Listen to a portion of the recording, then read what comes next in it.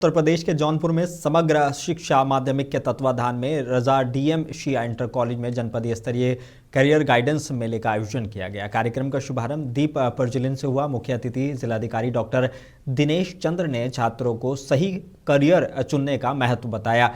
Lieutenant colonel Pushpendra Singh ने career विकल्पों पर मार्गदर्शन दिया है। मेले में विभिन्न विभागों के स्टॉल आकर्षण का केंद्र रहे। उत्तर प्रदेश सरकार द्वारा माननीय मुख्यमंत्री जी के एक दूरदर्शी संदेश के अंतर्गत, दूरदर्शी नेतृत्व के अंतर्गत माध्यमिक शिक्षा बोर्ड के जो 9th क्लास से 12th क्लास के बच्चे हैं, उनके कैरियर को किस प्रकार से आगे बढ़ाया जाए, उसी के अंतर्गत एक पंख नाम की अभियान का नाम रखा गया, जिसमें शिक्षक बंधु मिलकर बच्चों की योग्यता और अभिरुचि को ध्यान में रखते हुए जिस क्षेत्र में बच्चे की अभिरुचि है और उनकी योग्यता है, उसको आगे बढ़ाने के लिए विभिन्न प्रकार के कैरियर योजना कैरियर को के अंतर्गत उनको आगे बढ़ाने का प्रयास किया जाता है। उसी का आज ये मेला था। उस मेले में हमारे सेना के लेफ्टिनेंट कर्नल और कीर्ति चक्र से सम्मानित पुष्पेंद्र सिंह जी भी उपस्थित थे, जिन्होंने सेना में किस प्रकार से आप सम्मिलित हो सकते हैं और अन्य जितनी भी प्रकार की सेवाएं हैं या जो भी जिस क्षेत्र में आप आगे बढ़ना चाहते हैं, इस मेले के माध्यम से यहाँ बहुत भव्य आयोजन हुआ। मैं डीआईएस और उनकी पूरी टीम और ताली। झांसी के पंडित दीनदयाल सभागार में 3 दिन से चल रही आवास विकास परिसर की बैठक का अंतिम दिन हंगामेदार रहा है। किसानों के कड़े विरोध के बाद अधिकारियों को कहना पड़ा कि किसानों की सहमति के बिना कोई जमीन अधिग्रहण नहीं होगी। इस दौरान एक किसान ने आत्मदाह की कोशिश की, जिसे पुलिस ने वक्त पर रोक लिया। बैठक में अधिकारियों और जनप्रतिनिधियों का गुस्सा साफ नजर आया। इसके लिए लखनऊ से टीम आई थी। अगर किसी काश्तकार को कोई कंफ्यूजन हो कि सरकार जबरदस्ती जमीन ले रही है इस तरह का, वो अपनी आपत्तियां यहाँ दर्ज करा सकता है। उसी के क्रम में आप लोग के माध्यम से पता लगा है कोई ज्वलनशील पदार्थ डालने का किसी ने प्रयास किया, तो पुलिस के माध्यम से निष्फल करके उसको समझा दिया गया है कि ऐसा कुछ भी नहीं है। अपनी लिखित आपत्ति दे दीजिए, सरकार किसी की भी जमीन जबरदस्ती नहीं है। दीनदयाल सभागार में आवास विकास परिषद द्वारा कुछ जमीनें यहाँ 4 गाँव में ली जा रही थी। उसी के लिए जिला प्रशासन द्वारा भेजा गया था। कुछ लोग आके आपत्ति किए थे कि साहब हमारी बात सुन ली जाए, हम लोग अपनी जमीन नहीं देना चाहते हैं। उसी के क्रम में जिला प्रशासन द्वारा लेटर भेजा गया था और लखनऊ से टीम आई थी आवास विकास की, जिसकी यहाँ सुनवाई चल रही थी। कुछ लोग ऐसे थे जिन्हें ये भ्रम था कि हमारी जमीन सरकार जबरदस्ती ले लेगी या हमारी बात नहीं सुनी जाएगी। उनका भ्रम वो क्लियर किया गया है।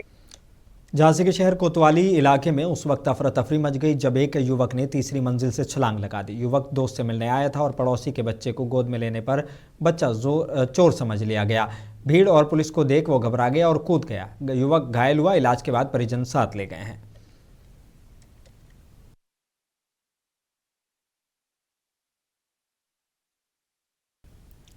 मुरादाबाद आरटीओ कार्यालय में आज राष्ट्रीय सड़क सुरक्षा माह का समापन किया गया। 1 जनवरी से 31 जनवरी 2026 तक चले इस अभियान का समापन सड़क सुरक्षा जीवन रक्षा के संकल्प के साथ खत्म हुआ।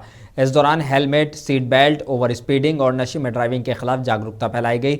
रैली, नुक्कड़ नाटक और शपथ के जरिए लोगों को सुरक्षित ड्राइविंग का संदेश दिया गया।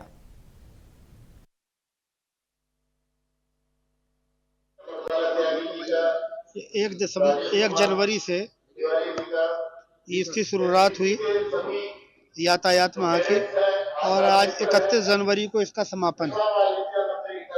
इसमें हमारे परिवहन विभाग के अधिकारी, दोनों आरटीओ, हमारे सभी एआरटीओ, पूरा विभाग के और कर्मचारीगण, हमारी निगम की एआरएम बहन और पीडब्ल्यूडी के अधिकारी, शिक्षा विभाग के अधिकारी और हमारे ट्रैफिक पुलिस के सीओ, टीआई, इन सब ने इस पूरे 1 महीने में कार्यक्रम को बहुत जोर शोर से चलाया। हमारे पत्रकार बंधुओं ने भी सड़क सुरक्षा जीवन रक्षा के उद्देश्य से अपने अपने माध्यमों से प्रिंट। संभल के बबराला थाना इलाके के गांव पहलवाड़ा में प्रधान पद चुनाव की रंजिश में खौफनाक रूप ले लिया। बीती रात जमकर पथराव और फायरिंग हुई, जिसमें मौजूदा प्रधान की मां की गोली लगने से मौत हो गई। प्रधान समेत 8 लोग घायल हैं। पुलिस ने शव पोस्टमार्टम को भेजा है। घायलों का इलाज जारी है। गांव में भारी पुलिस फोर्स तैनात है।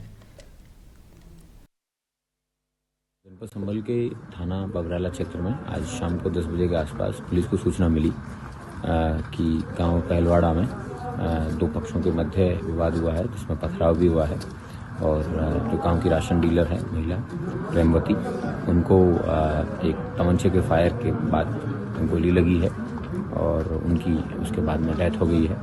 मौके पे मेरे स्वयं के द्वारा मौका मुआयना किया गया है और 2 फायर्ड केस हैं और 1 लाइव कार्ट्रिज है, उनको फॉरेंसिक की टीम के द्वारा रिकवर किया गया है। डेड बॉडी को कब्जे में लेकर पोस्टमार्टम के लिए भेजा गया और जितने भी मजलूम हैं घायल हैं। अमरोहा नगर कोतवाली इलाके की विवेकानंद कॉलोनी में शादी की खुशियां उस वक्त मातम में बदल गई जब सोने घर में चोरों ने बड़ी चोरी को अंजाम दिया। इलाज के लिए परिवार के बाहर जाते ही ताले तोड़कर 8 से 10 लाख के जेवरात और नकदी उड़ा ली गई। अब पुलिस जांच में जुटी हुई है। कॉलोनी में दहशत का माहौल है। मेरे घर में चोरी हुई है। 19 तारीख की शादी है बहन की और 11 का तिलक है। मैं इस समय मुरादाबाद में था, मम्मी को लेके गया हुआ था, हॉस्पिटल में एडमिट है मम्मी। बड़े भैया ने बताया है, हमारे जो पड़ोसी हैं, उन्होंने सुबह देख के बताया है, मुझे इन्फॉर्म करा है, मैं सीधे फिर आई। हमारा सब कुछ चला गया है जो बनाया गया था जीडी के अंदर, 8 से 9 लाख। जालौन जिले के जालौन नगर क्षेत्र के मोहल्ला नया खंडेराव में टूटी सड़क और गंदगी से भरी नालियां ने लोगों को मुश्किलों में डाल दिया है। स्थानीय लोगों का कहना है कि कई बार शिकायत के बावजूद हालात जस के तस हैं। रास्ते से गुजरना दुभर हो गया है। बच्चे स्कूल जाते हैं, उस वक्त फिसल कर गिर रहे हैं और स्कूल वाहन मोहल्ले में प्रवेश तक नहीं कर पा रहे हैं। से बहुत परेशान है। साल भर से चल रही, सुन ही नहीं रहे। तो क्या आपने कभी सुन रहे ना सरला सुन रहे उनको बोला तो कह दे हो जाए, कुछ नहीं करती। मोहल्ला खंडेराव नया खंडेराव के निवासी हैं और समस्या ये है कि दोनों तरफ की नालियाँ क्षतिग्रस्त हैं भारी वाहन आने की वजह से, तथा इस गली में चलना दूभर है। छोटे छोटे बच्चे आए दिन गिर जाते हैं, गाड़ियाँ भी नहीं निकल पाती हैं, स्कूटियाँ भी नहीं निकल पाती हैं। बच्चों बहुत बुरी, स्कूल जाने में सुबह सुबह बच्चे रोज गंदे होते हैं। जालौन के कोच कोतवाली इलाके के तिलक नगर में नाली के कचड़े को लेकर हुआ मामूली विवाद हिंसक झड़प में बदल गया। आरोप है कि पड़ोसियों ने घर में घुसकर दंपत्ति के साथ मारपीट की, जिसमें गर्भवती महिला को गंभीर चोटें आई हैं और गर्भ प्रभावित हुआ है। पीड़िता की शिकायत पर पुलिस ने जांच शुरू कर दी है और कार्रवाई का भरोसा दिया है। सर, ये घटना करीब 12:30 बजे की है, कल की दोपहर की। कल दोपहर में हमारे दरवाजे के सामने किसी ने कचड़ा लगाया तो हमने उनको मना किया, तो उस चक्कर में वो लोग एकजुट होकर हमारे साथ मारपीट करने लगे और दुर्व्यवहार किया, गाली गलौज किया हमारे साथ। और ये मेरी घरवाली है, इसके पेट में 2 महीने का बच्चा था, वो डैमेज हो गया। हाथापाई करती है इन लोगों ने। अभी हम लोग हॉस्पिटल से आ रहे हैं, सारे सबूत हैं हमारे पास, लेकिन हमारी कोई सुनवाई नहीं हो रही है। कल हम 2 बार प्रार्थना पत्र दे चुके हैं और कोई हमारी सुनवाई बिल्कुल नहीं कर रहा है। थाने आए हैं, वहाँ पे भी चले गए, उरे भी दे आए, मुख्यमंत्री जी को भी हमने कर दिया, लेकिन कोई। लखीमपुर खीरी से एक दिल दहला देने वाली वारदात सामने आई है, जहां पति ने मामूली कहासुनी के बाद अपनी ही पत्नी की चाकू मारकर हत्या कर दी। घटना सदर कोतवाली इलाके की काशीराम कॉलोनी की है। वारदात के बाद आरोपी पति फरार हो गया। पुलिस ने शव पोस्टमार्टम के लिए भेजते हुए मामले की जांच शुरू कर दी है और आरोपी की तलाश जारी है। आज दिनांक 31/1/2026 को थाना क्षेत्र अंतर्गत कोतवाली सदर के काशीराम कॉलोनी में एक पति पत्नी विवाद के दौरान पति अंशु श्रीवास्तव के द्वारा अपनी पत्नी खुशबू श्रीवास्तव के ऊपर चाकू से हमला कर दिया गया, जिससे वो घायल हो गई। तत्पश्चात उनको तत्काल जिला बुलंदशहर में पुलिस और स्वाट टीम को नशे के सौदागरों के खिलाफ बड़ी सफलता मिली है। नेशनल हाईवे 34 पहावटी बॉर्डर पर चेकिंग के दौरान चावल के भूसे के नीचे छिपाकर ले जाई जा रही 745 पेटी अवैध अंग्रेजी शराब बरामद की गई है, जिसकी कीमत करीब 50 लाख रुपए बताई जा रही है। पुलिस ने 2 तस्करों को गिरफ्तार कर ट्रक जब्त कर लिया है।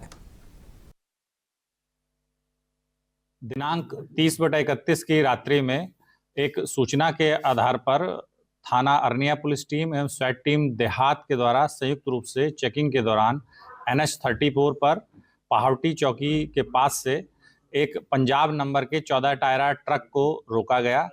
इस ट्रक में आगे की तरफ अगरबत्ती की डस्ट और धान की भूसी के बोरे लदे हुए थे। इसकी तलाशी लेने पर इसके अंदर 745 पेटी अंग्रेजी शराब जो पंजाब में बिक्री के लिए अनुमन्य थी पेटियां मिली हैं, जिसमें royal Stag, royal challenge, imperial blue और मैकडॉवल नंबर 1 ब्रांड की शराब की ये पेटियां। शाहजहांपुर के अल्लाहगंज थाना इलाके में उस वक्त सनसनी फैल गई जब पंचायत घर परिसर में एक 17 साल के नाबालिग युवक का खून से लथपथ शव मिला है। मृतक की पहचान रावतपुर गांव निवासी कमलेश कुमार के तौर पर की गई है। पुलिस अधीक्षक ने मौके का निरीक्षण कर हत्या की आशंका जताई है। शव पोस्टमार्टम के लिए भेजा गया है और मामले की गहन जांच जारी है। थाना अल्लाहगंज में रात सूचना मिली कि एक युवक का शव यहाँ पर पंचायत भवन के प्रांगण में है। उसको ऐसा देखकर प्रतीत हो रहा है कि सर पर किसी वजनी वस्तु से प्रहार करके हत्या की गई है। अभी परिजनों द्वारा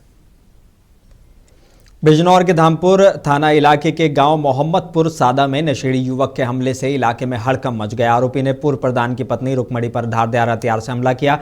शोर सुनकर बचाने आई एक बुजुर्ग महिला को भी निशाना बनाया गया। 80 साल की महिला की मौत हो गई जबकि रुकमणी का इलाज मुरादाबाद में जारी है। पुलिस ने आरोपी को गिरफ्तार कर लिया है।